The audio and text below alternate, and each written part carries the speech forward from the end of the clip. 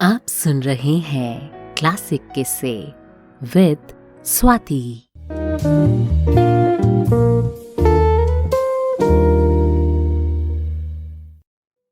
Hello, हाय, कैसे हैं आप सब? उम्मीद करती हूँ बहुत अच्छे से होंगे। मैं हूँ स्वाति, किस्से सुनाती हूँ, कहानियां सुनाती हूँ, पोइट्री सुनाती हूँ और फिलहाल जो मैं कहानी आपको सुना रही हूँ उसका नाम है फरवरी नोट्स, जिसे लिखा है डॉक्टर पवन विजय जी ने। अभी तक मैंने आपको बताया कि कैसे 15 साल पुराना रिश्ता एकदम अचानक से आके मिल जाता है समर को और समर वापस 15 साल पीछे चला जाता है और अपनी यादों में खो जाता है। चलिए उसी किस्से को अब आगे बढ़ाते हैं। माह फरवरी अपने शबाब पर थी। वैलेंटाइन वीक और बसंत का खुमार सर चढ़कर बोल रहा था। सुनिए। समर ने पीछे मुड़कर देखा। सीढ़ियों के पास एक लड़की अपने हाथों में एक ग्रीटिंग कार्ड लेकर खड़ी थी। समर ने इधर उधर देखा, फिर कंधे उचकाकर वहां से जाने लगा। मैं आपसे ही कह रही हूं। लड़की समर से मुखातिब थी। हाँ, कहिए। समर की थोड़ी लड़खड़ाती आवाज आई। लगभग सेमेस्टर एंड होने को है। आज तक तो किसी लड़की ने उसे इस तरीके से रोककर बात करने की कोशिश नहीं की।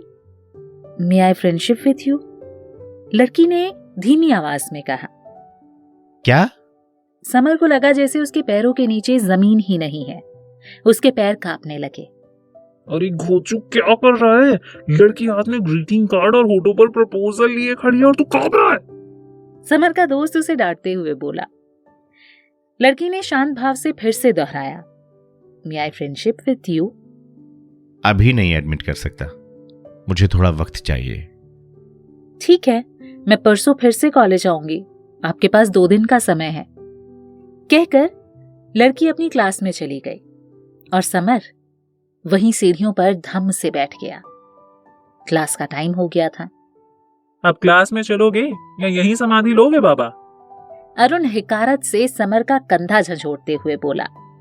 जानते हो वो कौन है? कैसे जानोगे? किताबी कीड़े। अरुण ने फिर समर से जलालत भरे शब्दों में कहा। मैं तो क्लास लेकर आ रहा था, मैं कैसे जान सकता हूं? समर मरियल जबान में बोला। अरुण को उस पर दया आ गई। उसने उसे उठाया और दोनों क्लास में चले गए। अगले दिन समर कॉलेज नहीं गया। सारा दिन उसके कानों में एक ही आवाज गूंजती रही। May I friendship with you, may I friendship with you, may I friendship with you, may I friendship with you. शाम को अरुण उसके पास आया। क्या सोचा? सोचना क्या, पढ़ाई करनी है तो मेरी स्थिति तो जानते ही हो। पर फ्रेंडशिप एक्सेप्ट करने में तो कोई बुराई नहीं है। अच्छी है यार वो लड़की। उसकी आंखों में मैंने तुम्हें देखा उस दिन। उसका दिल मत तोड़ना प्लीज। समर सूनी आंखों से अरुण को देखता रहा।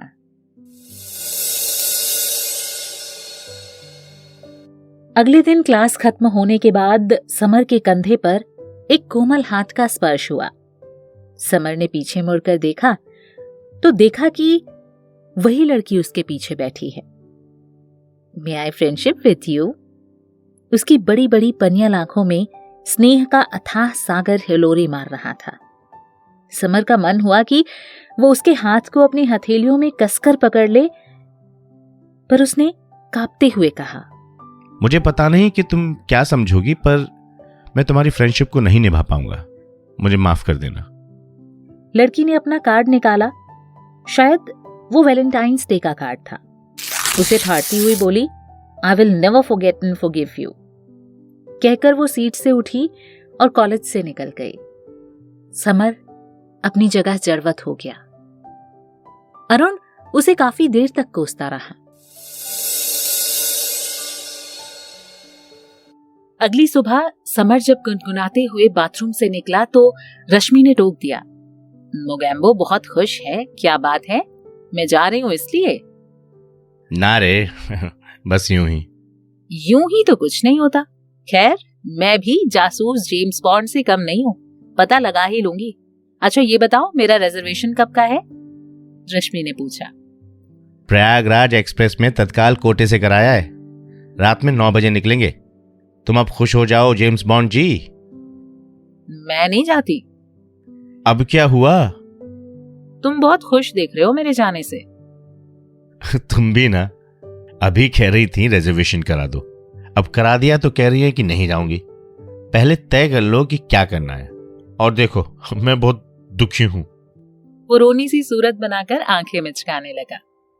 चलो चलो रहने दो, मैं सब जानती हूँ। आजकल जनाब भाव ही नहीं दे रहे हैं मुझे। कोई बात नहीं, इलाहाबाद से आकर सब कुछ पता लगाती हूँ। अच्छा जेम्स बॉन्ड जी, अब मेरा नाश्ता दे दो, ऑफिस के लिए लेट हो रहे हैं। समर नाश्ता करके ऑफिस चला गया और रश्मि पैकिंग करने लगी। ऑफिस जाकर सबसे पहले कंप्यूटर पर ही गिरा। आज नेट नहीं चल रहा था। बार बार गूगल क्रोम को रिफ्रेश करते करते किसी तरह समर समय काट रहा था। उसका किसी भी काम में आज मन नहीं लग रहा था।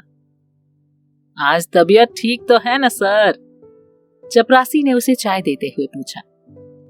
हाँ, तबीयत को क्या होगा, बस थोड़ा मन अजीब सा हो रहा है। चपरासी चाय देकर चला गया। समर ने सिस्टम एडमिन को फोन लगाया तो पता चला कि आज पूरे दिन नेट नहीं चलेगा। समर का मन बैठ गया। उफ, ये नेट भी ना। लगता है अब अपना नेट कनेक्टर ऑफिस में रोज लाना पड़ेगा या फोन में ही मैसेंजर डाउनलोड करना पड़ेगा। अरे समर बाबू, अनमने से काहे दिख रहे हैं? भौजी मायके जा रही हैं का? लंच करते समय चतुर्वेदी जी ने समर से पूछा। ओह, तो इसमें अनमना होने की क्या बात है? समर बाबू की किस्मत है, एक हम ही है कि बीवी फेविकोल के जोड़ की तरह चिपकी रहती है, मायके जाती ही नहीं। गहरी सांस लेते हुए शर्मा जी बोले।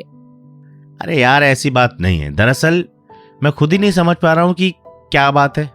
बस मन कुछ ठीक सा नहीं लग रहा है। अरे तो चलो हम ठीक कर देते हैं। चतुर्वेदी गाना बहुत अच्छा गाता था।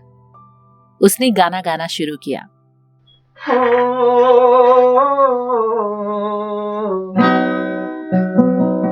मेरे साजन है उस पार,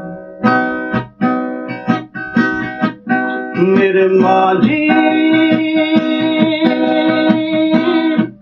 मेरे माझी हो, मेरे माझी।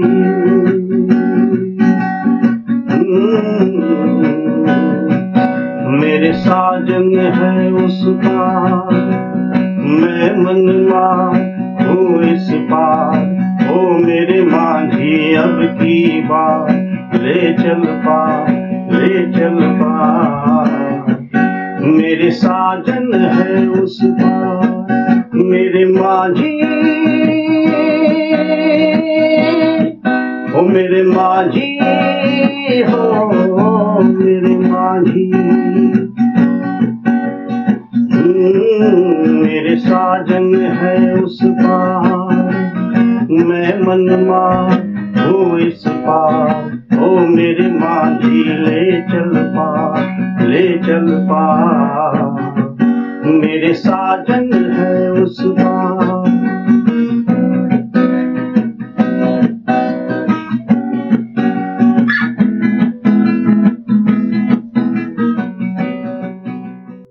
समर के मन में गाने के एक एक शब्द उतर रहे थे। उसकी आंखें अपने आप बंद होने लगी। समर बाबू, गाना खत्म हो गया, कहाँ खो गए? चतुर्वेदी ने समर के कंधे को हिलाते हुए पूछा। कुछ नहीं, बस तुम्हारे गाने में ही खो गया था। तुम गाते बहुत अच्छा हो, जी कर रहा था बस सुनते जाएं सुनते जाएं। सो तो है, पर हम तो रोज ही गाते हैं। कब्बो आप इस तरह से तो नहीं खोए लागत है। भौजी के ख्यालन में चले गए का? चलो अपना काम करो। समर ने बात घुमाते हुए कहा। तब तक नेट भी चल गया। जल्दी ही उसने फेसबुक लॉगिन किया। आरती का मैसेज पड़ा हुआ था। हम बदले तो नहीं? साथ में 2 स्माइली। नहीं, बिल्कुल भी नहीं। समर ने थम्स अप बनाया। अरे वाह, मैं तो समझती थी कि तुम कॉलेज में मुझे देखते भी नहीं थे। तुम तो छुपे रिश्तम निकले। आरती का तुरंत जवाब आया। तुम क्या मुझे तड़ रही थी? Instant reply. हम तो जाने कब से ताड़ रहे हैं, तुमने ही ध्यान नहीं दिया। पर लगता है फिर से शर्मा गए बाबूजी। आदत गई नहीं। और एक बात, क्रूरता में भी कोई कमी नहीं आई है तुम्हारे। कल क्या क्या कहे जा रहे थे? कोई बात नहीं, हमको तो बस आपको सुनना है, कुछ भी कहो। लगता है तुम ना बहुत बतौलेबाज हो गई हो। अभी मुझे ढेर सारे काम निपटाने हैं। भगा रहे हो? ना, सहयोग मांग रहे हैं। तब ठीक। और एक बात, हम केवल वाग्वीर हैं, कभी मिलोगे तो देखना हमारी बोलती कैसे बंद रहती है। कहते हुए आरती ने फिर से स्माइली धर दिए और थोड़ी देर में हरी बत्ती बुझ गई। ये ऑनलाइन वाले प्यार में हरी बत्ती भी कितना कमाल कर जाती है ना। जितनी देर जली रहती है उतनी देर आस रहती है कि शायद कोई मैसेज आएगा, और बुझ जाती है तो शायद दिल ही कहीं बुझ सा जाता है। इंतजार और लंबा होता चला जाता है। समर ऑफिस का काम निपटाते हुए सोच रहा था कि ये कितनी अजीब सी लड़की है। क्या ये सचमुच मेरा इंतजार पिछले 15 वर्षों से कर रही होगी, या मेरे साथ टाइम पास कर रही है? कहीं ये कोई और तो नहीं है जो मेरे अतीत की कुछ पन्नों से वाकिफ हो और मेरे साथ कोई घटियापन कर रही हो? नहीं, ये तो नहीं हो सकता। किसी और को मुझसे क्या लेना देना? अगर ये दिल्ली में ही रहती है तो इससे मिलकर सच्चाई जानी जा सकती है। क्यों ना मैं इससे आज मिलने को बोलूं और देखूं कि क्या ये सचमुच आरती ही है। ये सोचते सोचते समर के शरीर में एक झुरझुरी सी दौड़ गई। उसने कांपते हुए हाथों से लिखा, Would you like to meet me? उसका मन काम से बिल्कुल उचट गया था। उसकी निगाह एकटक आरती के चैट बॉक्स पर लगी थी। अचानक हरी बत्ती जली और जवाब आया, Yes, always like to meet with you। Summer का दिल जोर से धड़कने लगा।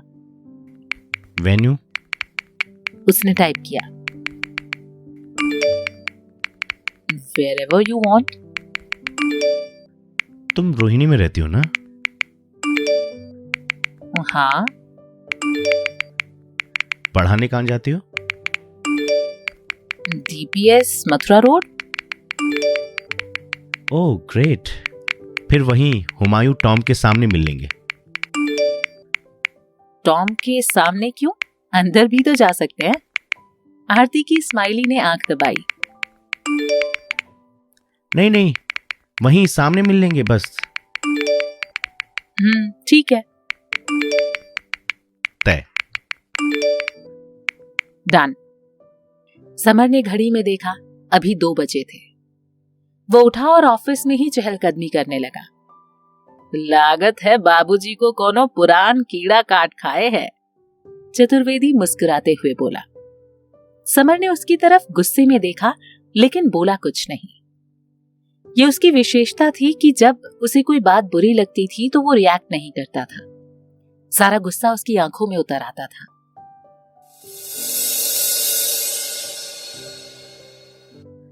मेट्रो में बैठे बैठे समर सोचने लगा कि वो उस लड़की से क्यों मिलने जा रहा है। काफी देर तक वो इस सवाल का जवाब खोजने के प्रयास में लगा रहा, पर जवाब नहीं मिला। इसी उधेड़-बुन में जंगपुरा मेट्रो स्टेशन आ गया। यहां से हुमायूं टॉम के लिए बैटरी रिक्शा मिलते थे। वो रिक्शा करके जल्दी से मेन गेट पर पहुंचा, पर वहां उसे कोई भी नहीं दिखा। वो काफी देर तक खड़ा रहा पर आरती नहीं आई। उसके फोन की डायलिंग लिस्ट में अभी भी एक अजनबी नंबर था जिस पर बार बार उसकी उंगलियां जा रही थी, पर उसने डायल नहीं किया। कुछ समय बाद उसने मेट्रो स्टेशन के लिए रिक्शा किया और वापस आ गया। जैसे ही वो मेट्रो में बैठने लगा उसका फोन बजने लगा। उसने फोन उठाया तो दूसरी तरफ आरती थी। ये क्या मजाक है? समर ने गुस्से में पूछा। मैं डर गई थी। आरती का कोमल स्वर उभरा। क्यों? क्या मैं कोई राक्षस हूं? अब की बार समर की आवाज में क्रोध गायब था। नहीं, खुद पर विश्वास नहीं था। तुम आई क्यों नहीं? मैं आई थी, बस तुम्हें देखती रही। मिली क्यों नहीं? तुम्हारे करीब आने के बाद मेरा खुद पर कोई नियंत्रण नहीं रहता, इसलिए तुमको दूर से ही निहारती रही, पास नहीं आई। आगे से हम अब कभी नहीं मिलने को कहेंगे और ना ही मिलेंगे। ये कहकर समर ने फोन काट दिया। समर के फोन की घंटी बजती रही पर उसने उठाया नहीं। आरती उसे लगातार कॉल कर रही थी। अंत में समर ने अपना फोन ही स्विच ऑफ कर दिया।